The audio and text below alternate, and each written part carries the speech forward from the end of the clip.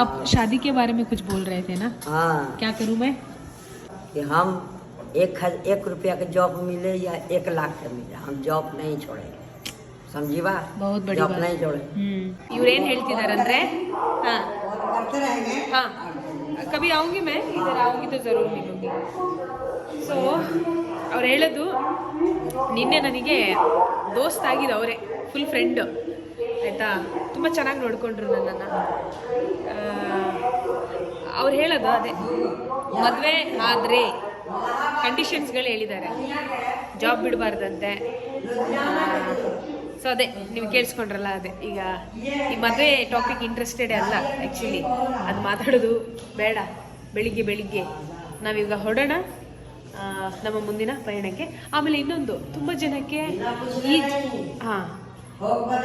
ಆಯಿತು ಹೊರಗಡೆ ಮಾತಾಡೋಣ, ಅದು ತುಂಬ ಇಂಪಾರ್ಟೆಂಟ್, ಹೇಳ್ತೀನಿ.